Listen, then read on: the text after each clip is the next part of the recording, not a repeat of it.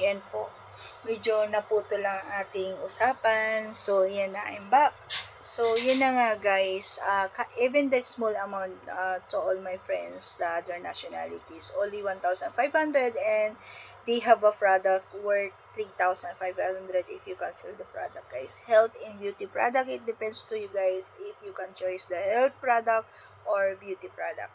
Ayan guys. So, we can share also to our family, and this is the one time to joining us to pay this membership or account, no? And you can visit as free training, free membership, and others, no? And we have a 5 ways to earn. So yun na nga ang ating very small business. So if you want to join us, to all my friends here in the YouTube channel, and to all my subscriber, you can call me, and I have a number here in my YouTube, in my Facebook, and to all my social media, how to join of this interfigure.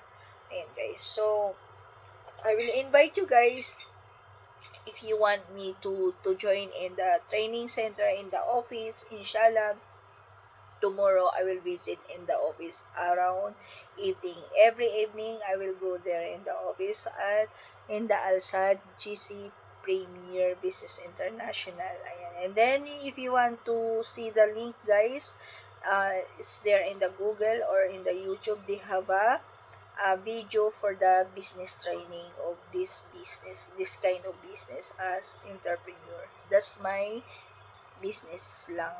Okay guys, so ang dami kasi nagtatanong kung anong business ko, kung ano yung GC, kung ano yung ganon. Ang daming mga nagtatanong sa akin. So, kaya this time around, this is I think second time around ko i-discuss to. So, mayroon pang kasunod yan guys. Kung ano na yung mga benefits, naging profit ko, kung ano na yung mga pundar ko sa pagiging GC Premier ko, pagiging distributor of this business, no? So, ang dami ko na rin mga natulungan na mga kababayan natin na may mga sakit, may mga hindi magkaanak ng kaanak. So, malalaman po natin lahat yan about sa product. Itatakal po natin yan, yung mga benefits ng health and beauty products. Itatakal ko po yung mga benefits po niyan. Kasi before, nagtuturo po ako for the training na individual at grupo, mga teacher pa yan, mga nurse pa yan, talagang nag-representation po ako. Ayan. Diba? Anyway, guys, so kung makikita nyo po ang aking business social media, if you can see my business social media in the Facebook, I am very, very big changes different kasi nga na-stop ko po yung product ng mga beauty product at mga pampapayat, pampasexy before. Ayan. Kung nakikita nyo, ganyan ang aking mukha kasi I have allergy. Kasi sunod-sunod po yung kain ko ng chicken. Kaya, ayan, nagka-allergy ang aking mukha. At panay-panay ang labas ko. Allergy po ako sa alikabok. Ayan guys, so, nasira ang mukha ko. Hindi ko alam kung bakit. Kasi sobrang init. Allergy din po ako sa init. Ayan guys. But anyway, andyan dyan naman po lahat-lahat sa pang-beauty product. Ang kagaya nito, nagagamot yan. Makukuha po natin sa GC. Kaya pupunta po ako bukas sa GC. Ipapacheck ko po to. And also sa hospital. Hindi ko alam kung sa dugo ko ba. Ayan guys. Ngayon ko lang napansin. Or sa allergy. Kasi guys, nagtitake po ako ng medicine. At nagtitake po ako ng what do you call this? Another alternative na mga gamot-gamot, kaya siguro nagka-allergy ako. Sobra, kahapon ko lang to napansin guys. Ayan. O di kaya, kasi super dami ng ipis dito, kahit anong linis mo, pag tag-init, napakadaming ipis, siguro na, nagkaroon na ng mga allergy po. Ayan. So anyway guys, maraming salamat. Thank you po sa inyong walang sawang suporta, pagsubaybay. I'm very lucky. We have a YouTube at pagbablog kasi kausap ko lagi ang aking cellphone pag wala ako nakakausap. And I'm very lucky nakikita ng aking mga anak ang aking daily activities, daily lifestyle, ng aking pagluluto ng super tipid budget meal. Ayan guys, may nagtanong nga po pala, bakit super tipid budget meal? Nagtitinda ka ba, Mickey? No. Kaya ako sinabing super tipid budget meal para ma-less yung budget po natin, ma-save po natin yung budget natin at binibigyan ko ng konting share o tips ang pagtitipid ng aking pagluluto as a OFW. Kasi yung ibang mga OFW, in reality, and we have a freedom of speech, guys, pag nakahawak po ng sahod, ala, kain doon, kain dito, bulagsak doon ng pera, ganyan. Yan ang mga gawain ng mga OFW. Hindi nila iniisip yung bukas, yung future nila. So, maling-mali. Maling-mali po yan. At the end, pag nag-retired na tayo, doon sa kakadoon maghahabol. Proven ko na yan sa other OFW, guys. So, pag nakikita kong ganun mga OFW, nag-a-advise na po ako nun. Ayun. But anyway guys, very very soon guys, magta-travel na tayo. Yun ang pinaka good news ko po. At sana magpapasalamat na po ako in advance sa YouTube. Ayan, sa aking pa-surprise sa YT. Thank you so much po, Sir YT. Ayan, kahit hindi natin siya nakikita. Very very big help ang YouTube.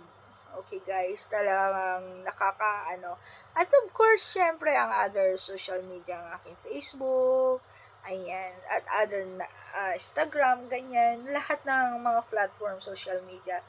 So, for me, tutok po ako dito sa YT. Thank you so much po, YT. At nadagdagan nyo po ang munting very fabulous business po dito uh, sa digital marketing guys. Ayan.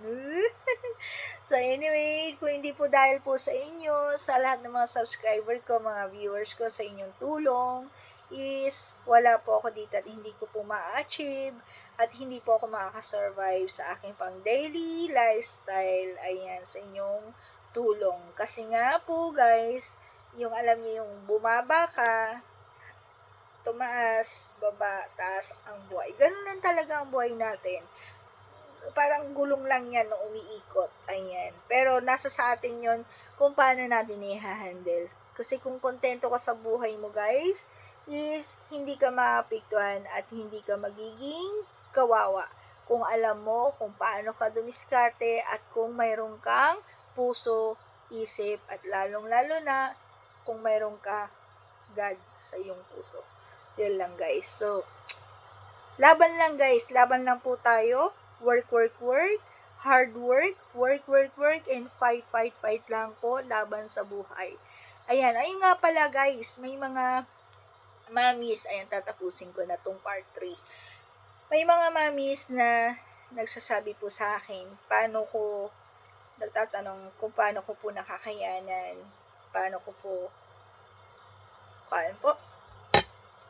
Kung paano ko po na-handle.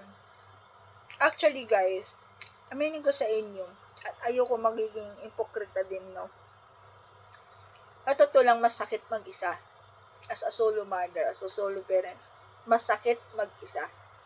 Meaning, na masakit mag-isa yung mahirap mag-isa sa buhay. Pero, pag nandyan ang mga anak mo, hindi mo naiisipin yung partner mo, asawa mo, or Kasi, ang nagpapaligaya lang sa akin talaga, mga apo ko, mga anak ko, ganyan. We are lucky. We are thankful kung may tao pang magmamahal sa iyo ng totoo. Pero bihira na po yan na may magmamahal sa iyo ng totoo. Mostly ngayon, I observe, mamahaling ka lang pag may pera ka.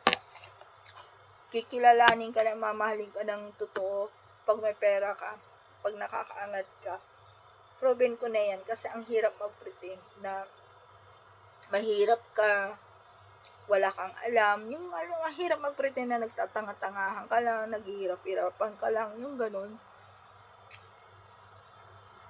Kumbaga, ang dami ko ng mga sinubukan ng mga ganong klaseng tao. May time din na may mga tao na gusto kang bilhin, gusto kang silawin sa pera. What for? Kung maging hard worker o hard work ka, no need. You don't care. Yung ganon. Di kita kailangan. Ganon yon. Kaysa naman madungisan yung pagkatao mo at gagawa ka pa ng mas hindi maganda sa yung sarili. Diba guys? Parang, oops, tayo ka lang. Yung ganun ba? Kaya yung mga mamis,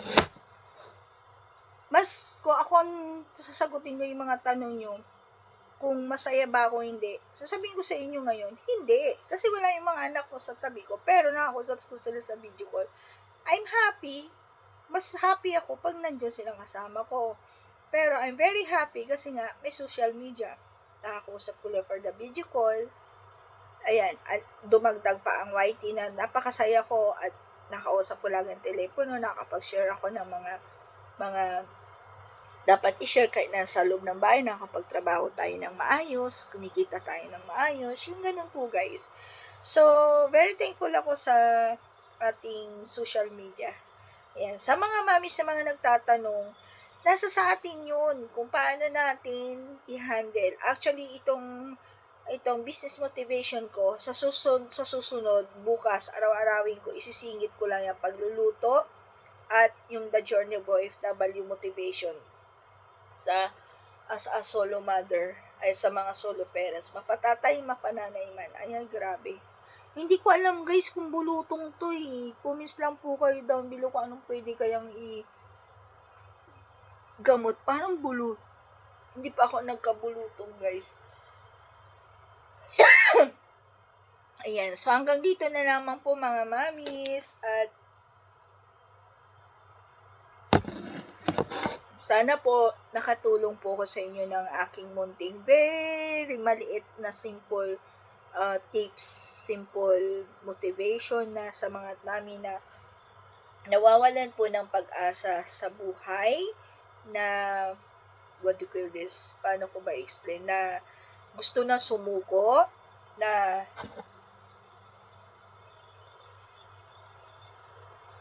ayan guys. Nga pala guys, gusto kong iparating sa mga magulang, no? Sana bukas to eh. Pero pahapyaw lang to. Huwag po tayong mabuhay sa utang. Kasi yung utang na yan ang humihila sa ating pababa. At very, very soon, ito lang yun guys eh. Pag umutang ka, hindi mo na bayaran. At pag hindi mo na bayaran, na-depress ka. Pag na-depress ka, hindi ka makapag-isip ng maayos. Maapektuhan pa yung mga anak mo hanggang sa mabaon ka ng utang. What if, hindi naman po sa pagmamalinis o pagmamagaling is makontento tayo kung anong mayroon. Kasi ganito yun eh. Birthday ng anak ko, mangungutang ako. May, alam niyo yun, yung simpleng maging kontento ka kung anong mayroon dyan. Kasi hindi naman pwede yung ipangutang mo lang para pang birthday ng anak mo or what. Pwede naman tayong dumiskarte or mag-birthday ng very simple, maghanda ng sapat lang na nunid ng umutang. Ayan, yan lang ang advice ko po sa inyo na mga solo parents, lalo ng mga solo parents, lalo ng mga OFW guys. Kailangan po nating magtipid para sa mga anak po natin at hindi pwede yung porkit OFW kumikita ka na, isbulagsak na sa pera. Ayan, ang dami ko ng mga natatanggap na message na paano mag-budget.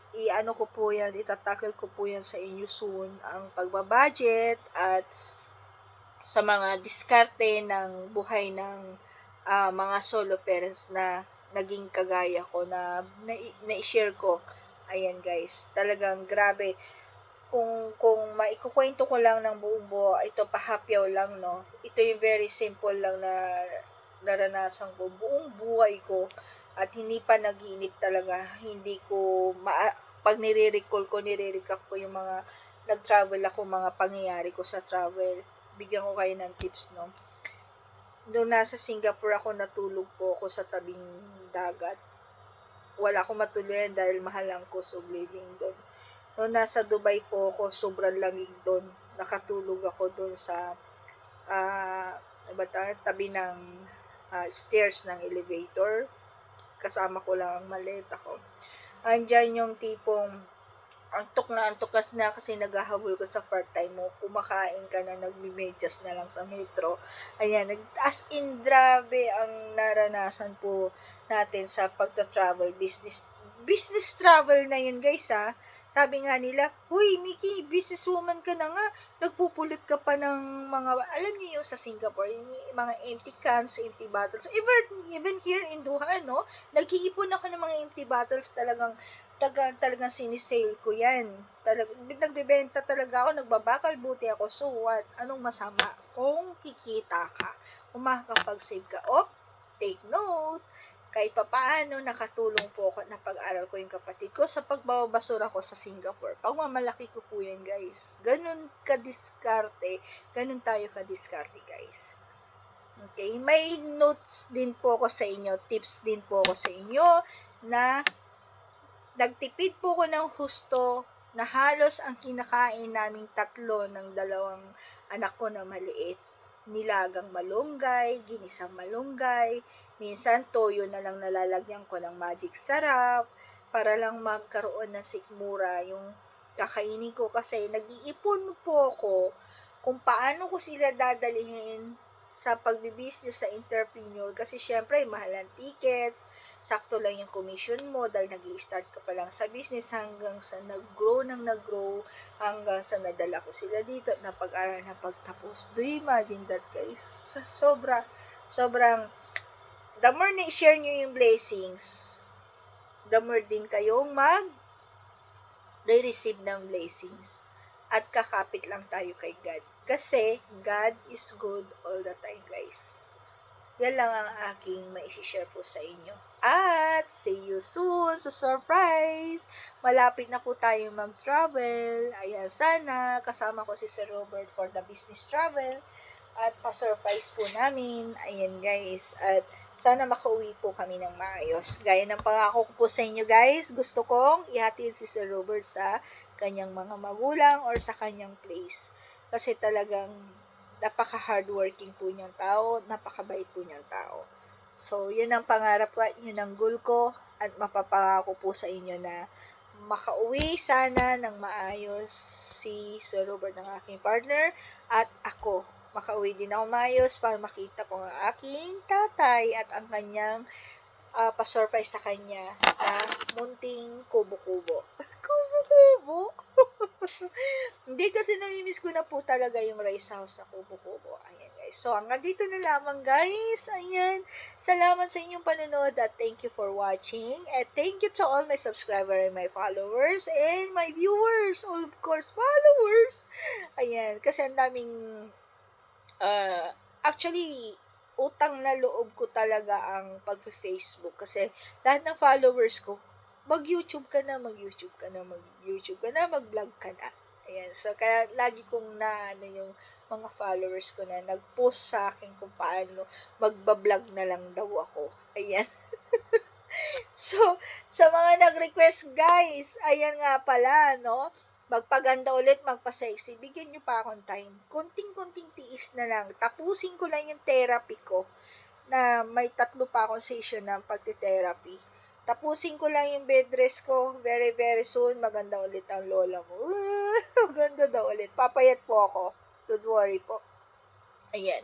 So, thank you. Thank you for watching, guys. Thank you, thank you. Thank you so much sa panonood nyo ng Super Tipid Budget Meal and my daily lifestyle and my journey as OFW. Abangan nyo yung aking books at ang aking i-endorse na product. Sana bumili po kayo, order po kayo. May bago po akong product very, very soon.